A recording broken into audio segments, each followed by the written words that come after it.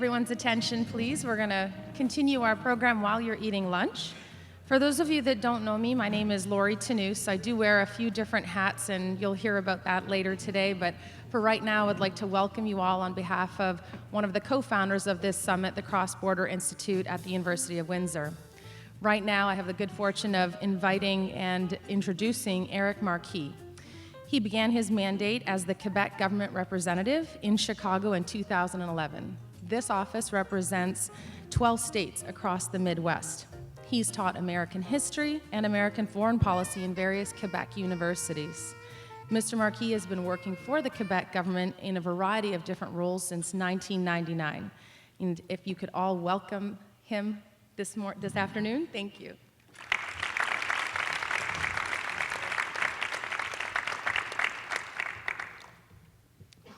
Thank you, Lori. Governor, Ambassador, dear friends. It's great to be back in Columbus this week and have another opportunity to engage so many key stakeholders in the Canada-US relationship. In a few minutes, we will get the chance to hear two distinguished Michiganders in Ohio discuss the upcoming presidential election and its potential impact on our bilateral relations. From their unique vantage points, Chris Sands and Governor Blanchard will enlighten us on the stakes and impact of this most unusual campaign. Counterintuitively, we may be tempted to downplay these impacts, despite the personalities involved. But as it's been famously said, elections matter, even though the repercussions may take a while to manifest themselves. In spite, or maybe because of that, I want to spend the next few minutes discussing the fact that while elections matter, relationships matter just as much. And they can go a long way towards helping us navigate a political sea that seems at this time fraught with uncertainty. And I will do so through the context of Quebec's evolving partnership with the Great Lakes region, which will give us an opportunity to elaborate further on what was discussed earlier today by Ambassador Heyman and various other speakers. Over the last 24 hours, we've discussed extensively the workings of the Canada-US relationship, especially at the federal level. But I would like to emphasize how states, provinces, and the regional organizations through which they work have been a powerful engine of integration and collaboration. Part of what makes the Canada-US relationship so exceptional involves the multiple webs of interconnections that exist between our institutions, our businesses, and our peoples. Some call it the hidden wiring of the relationship. It's grounded in the everyday realities of our businesses and stakeholders.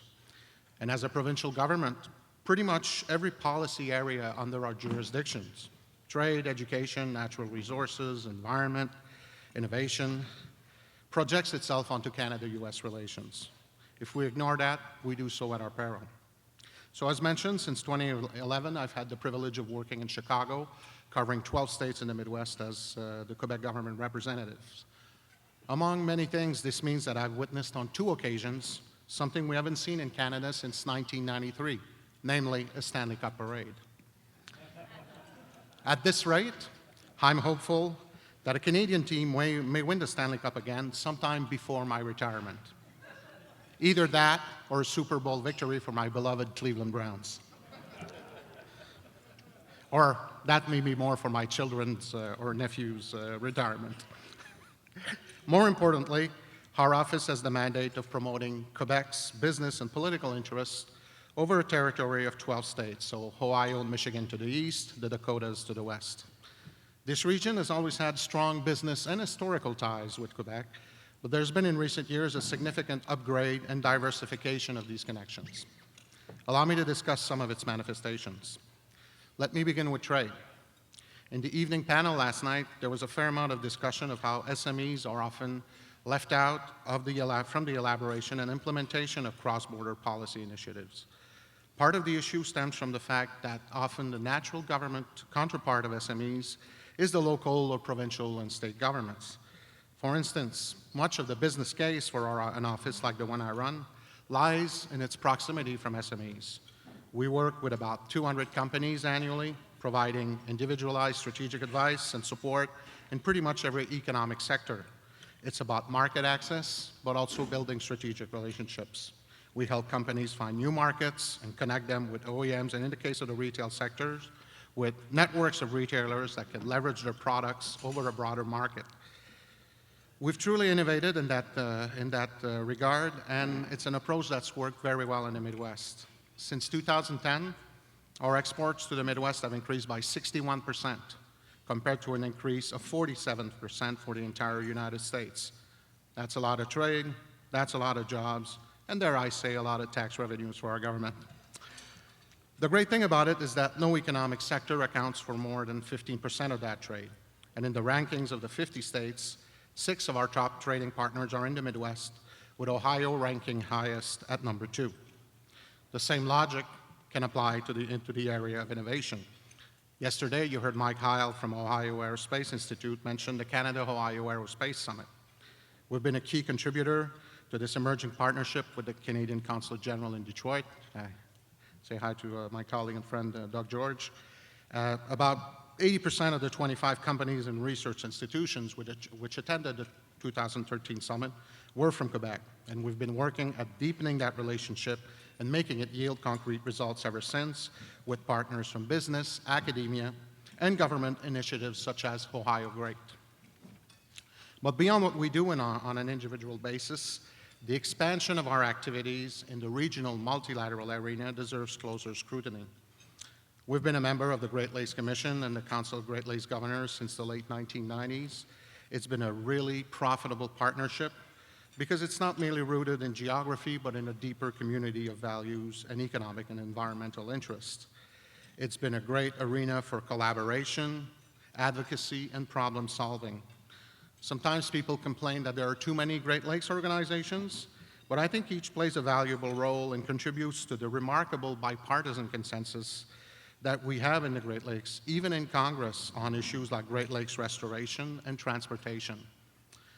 In that regard, the leader of the states and provinces of the Great Lakes and St. Lawrence have taken significant steps to make our economic region, which is the 3rd largest economy in the world in terms of GDP, work more effectively. Last June, the Premier of Quebec, Philippe Couillard, hosted political and business leaders from 8 Great Lakes states and Ontario and Quebec City.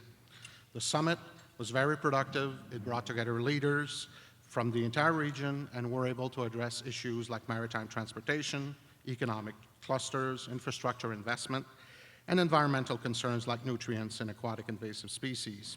In fact, there were binational agreements signed on invasive species and nutrients, with Ohio playing a leading role in the latter. One of my favorite presidents, Dwight Eisenhower, used to compare political summits and mountain summits, describing both as visually prominent, but often barren. I think the governors and premiers have succeeded in proving that this quip does not apply to the Great Lakes and St. Lawrence. Consider, for instance, the area of maritime transportation. Last July, Premier Couillard unveiled the Quebec Maritime Strategy, which is really a massive generational undertaking. It's going to require private and public investments of $9 billion over the next 15 years. It's implemented around economic objectives, environmental objectives, and social acceptability objectives. Essentially, what the strategy does is to seek to develop and leverage our maritime, intermodal, and logistical assets so we can take full advantage of the opportunities created by the new generation of trade agreement, such as the Canada-Europe Trade Agreement, and also in emerging markets in Asia, Latin America, and Africa. But for all the positive results of the maritime strategy, what it will bring to Quebec, its full potential can only be realized if our closest partners follow suit, which is why yesterday's unveiling of the regional maritime strategy by Premier Wynne and Governor Snyder is so important. Now you will have 8 states, 2 provinces, recognizing the importance of maritime transportation to our prosperity and the need for concerted action on shared priorities.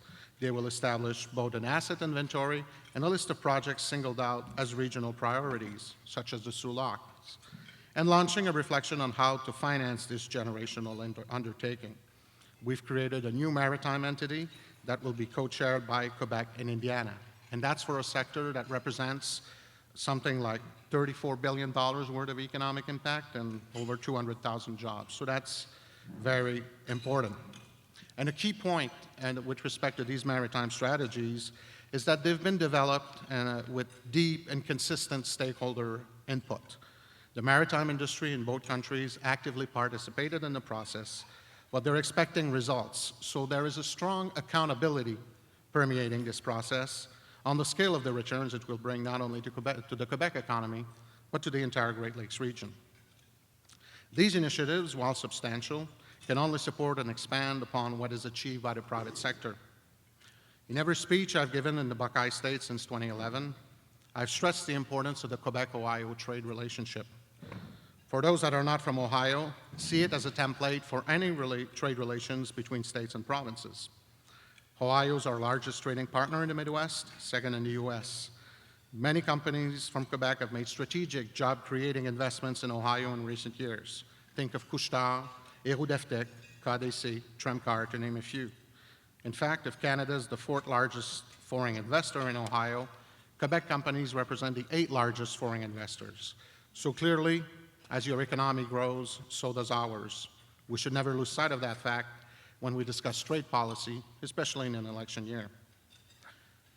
There's a famous saying that all politics is local, but Tiffany Melvin reminded us yesterday of another saying, namely that all trade is personal, meaning that beyond the statistics and trade agreement, it's the story of entrepreneurs, workers, and communities that make the best case for trade facilitation. Allow me then to tell you the story of a Quebec company called Autobus Lyon, Lion Bus. It's a great innovative company that manufactures school buses.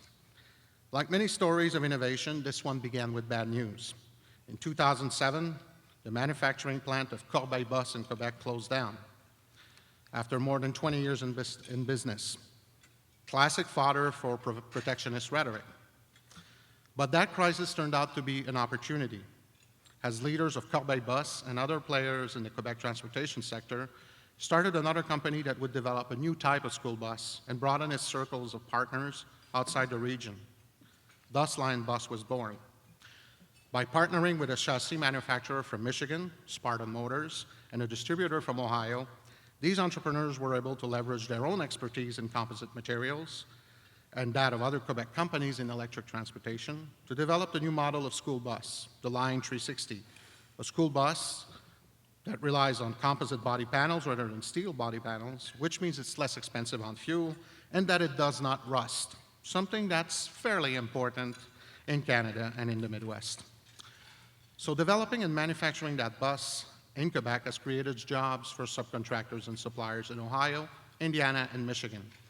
But it's also beneficial in other respects, helping municipalities and school districts dealing with budgetary constraints by providing a bus that provides fuel economy, rust-proof quality, and American content. So we've been able to Lion Bus has been able to secure several contracts over the last year with many school districts in Ohio. It seems like the report cards for the buses should land them in the honor roll. So these kinds of quality partnerships forged in the Midwest have also enabled Lion Bus to launch 2 new models of buses last year, one that's CNG fuel and the other electric powered. The electric bus is already operating in Quebec, and California has already expressed great interest. The latter is a market that neither Lion nor its Great Lakes partners could have reached on their own, but by working together, they managed to reach it. So you can expect that lion to roar for a long time, but rest assured, it won't turn into a Penn State Nittany lion. So the story of Lion Bus, though, goes beyond school buses. It's about our region's ability to secure its future prosperity by meeting 3 challenges: the global competitiveness challenge, the innovation challenge, and the sustainability challenge. On all 3 counts, it's in our strategic interest to facilitate cross-border collaborations and partnerships between companies and research institutions. In that respect, the phrase, "we grow things together, we build things together," is more than a slogan. It has become a strategic necessity. It is an example of collaborative competitiveness, one of the themes of this summit, how companies and research institutions on both sides of the border can join forces to enhance their competitive position in markets that they wouldn't be able to compete in if they tried to do so on their own. Chris Conradi made that point a few minutes ago in the panel, by the way. It's what I like to call the 1 + 1 = 3 principle. Bad math, but great trade. This notion of partnership brings us back to my original statement. Elections matter, but relationships matter even more. For the Canada-US community, Every election and the political transition it involves bring up a few fundamental areas of concern: the border and security relationship, the trade relationship, and the bilateral energy and environment relationship. Each represents an essential building block in what can be termed the closest and most productive partnership between free peoples in human history. This reality transcends elections and governments, but its continued success requires persistent and creative engagement from all of us. And you can rest assured that as a federated state deeply connected to its neighbors, Quebec will continue to strive to work as a connector and as a solutions provider and help write the next chapters of that story.